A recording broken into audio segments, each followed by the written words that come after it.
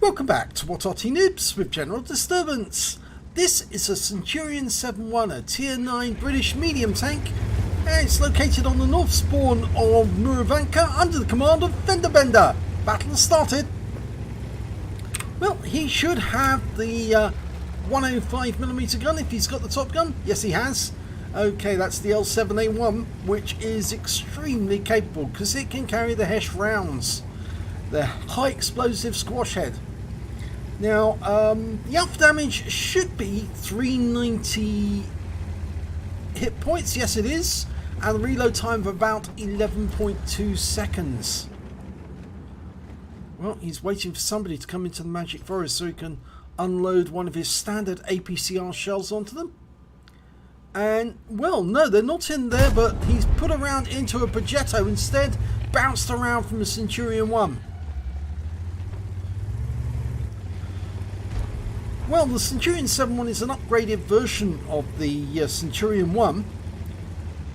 Of course, it's got the L7A1 gun, which is a stop gun, and that gun is absolutely magnificent in terms of what it can do. Really makes it competitive. Unfortunately, it's also got the drawbacks of the Centurion, being big and bulky and easy to hit.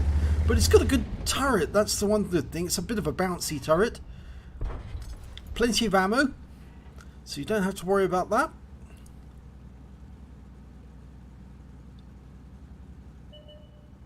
Well, the enemy are very reluctant to push forward, and that Centurion has paid for it. That's a high roll, 425.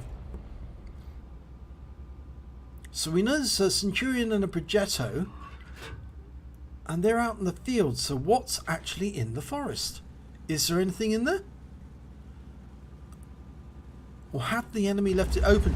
Well, we've got a Progetto, a TVP, an Object 430, and yes, there is an enemy in the forest. It's an Emil.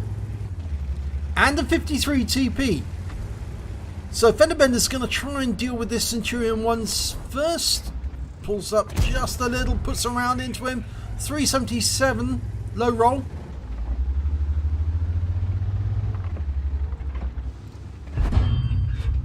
Trying to get the gun down on top of that turret, and he gets it this time. Puts him out, so it's first kill.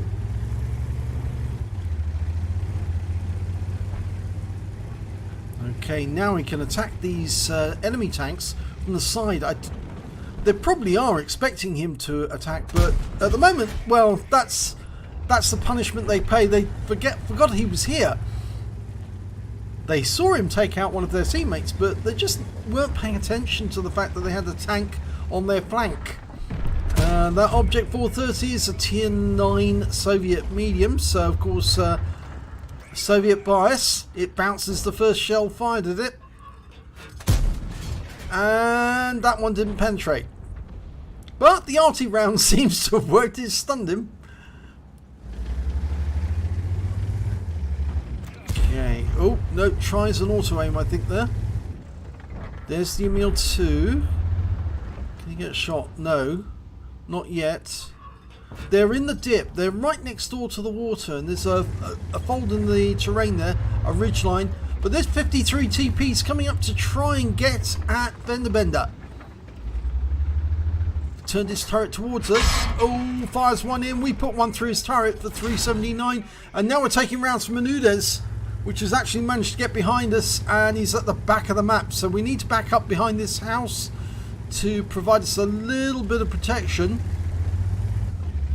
Unfortunately, that 53 TP is going to be lighting us up for the Udez. But we put a round into him. And let's get a kill shot. If we can get this one to roll right. Yes! But unfortunately we did take a round from him for 420, and we're now down to 185 hit points, which makes us a bit of a one-shot for some of those enemy tanks. Now, the Emil, can we get it shot? No, he's still over that ridge line. The easiest way to get at them would actually be come up behind them. Go down to the same ridge line, approach them from behind, and then they'll get a nasty surprise as FendaBenda fires into their rear. Use the ridge lines. That's it. Conceal yourself from approach so they can't see you coming. Oh, no, he's going to try and pop up and have a look. See, is the Emil's there? He still can't get a solution. And that's because the Emil is right at the back of the map. And there is a fold in the ground there. He needs to chase them. Get round behind them. Well, the T-103 in the cap, I don't think he is actually in the game. I think he's AFK.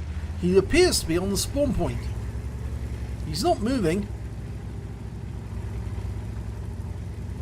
Oh, he is now. So he's just come to life.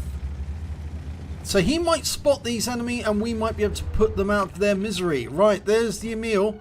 Going to be shooting him from behind, and he's out the game. And it must have been a bit of a surprise because he wasn't paying attention, just like that 53 TP.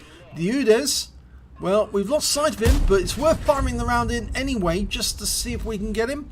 Oh, somebody fired back at us because there was a bit of dirt flew up on the ground, and that suggests to me that the Udes has changed. He's looking at us now. There he is, the Udes.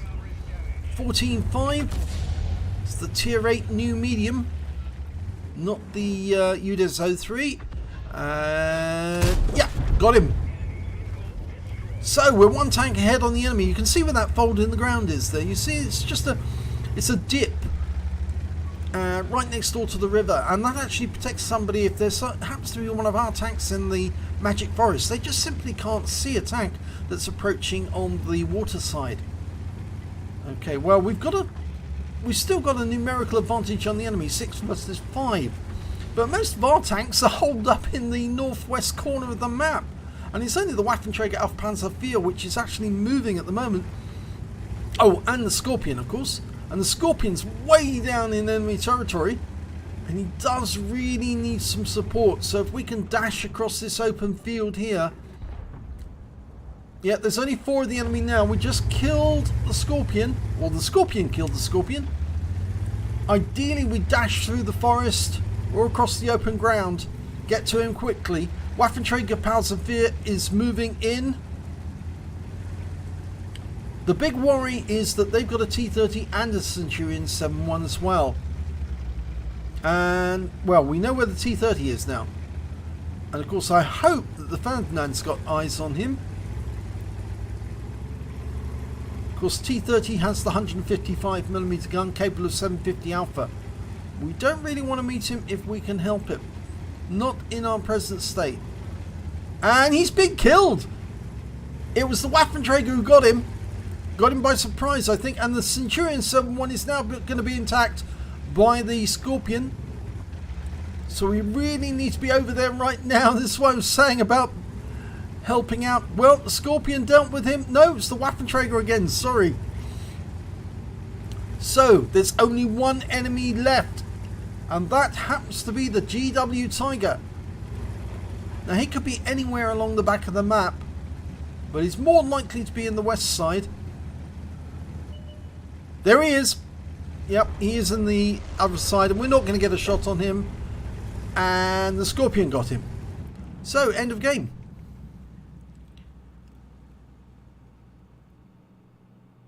So let's have a look at the end of battle stats and see how they got on. Well, it's a second class tanker for FendaBenda in the Centurion Mk 7.1. He got a fighter badge for getting at least 4 kills. He got 4, a duelist, a fire for effect and a bruiser medal. But he didn't get any epic medals at all. But what he did get was a very high win 8, 5,522. And I suspect that may have been due to the fact that he was actually not only highlighting quite a few of the enemy to his team, but also that he was trying to flank them and do as much damage as he could. So let's have a look at team scores, see exactly how it panned out. Well, it was the Scorpion who did the best. 5,140 hit points. He picked up the Petrucci's high caliber and a top gun. Then came FendaBenda with 3,905 hit points, and third place actually went to the Scorpion G on the enemy team with 2,579. When it came to kills, it was the Scorpion who did best. He got 7 kills. He picked up a top gun. Then came 4 kills for FendaBenda, and they were important kills because they were some of the kills of the enemy tanks who were actually making their way up the east side of the map. And The highest other scores were 2 kills apiece by the Waffenträger Alpha Panzer IV Udes and the Wizzy 11114. But when it came to base XP, it was the Scorpion again. Look at that, 1,709. I suspect, yes, he did do some spotting damage, 2,051. And of course, as I said, he got those 3 medals, which actually boost his score. And 11,016 win 8. So FendaBenda managed to get 998, and the next high score after that was T34 with 688. FendaBenda fired only 15 rounds in that game. He got 14 direct hits and 12 penetrations. I'd say that L7A1 gun is really, really good. It does penetrate the target. If you can get the shot on the right place, then it will do the business. 3,905 hit points, of which 1,066 were at more than 300 meters. I think one of those was the shot on the Emil at distance. 7 hits received, 4 penetrations, 3 non-penetrations. Again, I'm afraid this hull is very big, bulky, and easy to hit and easy to pen. I'm afraid it does have an angled front, but when it's fired on by guns which are really good, they'll just go straight through. Block damage of 850 hit points, spotted 1 enemy vehicle, damaged 5 the enemy, killed 4, and on a free-to-play account he earned 35,623 credits, and after repair, ammunition resupply and consumables he actually made a small loss, but a tiny loss of only 106 credits. He received 998 XP, got 5,998 for completing the mission and events from this mission, and total takeaway was 6,996, which is very nice indeed. So, it all worked out okay for FendaBenda in the end, and yep, second place on the table, not bad at all. So, if you enjoyed that replay, please give it a like and do subscribe to our channel, and hopefully it'll be your replay that I'll be featuring in the next video.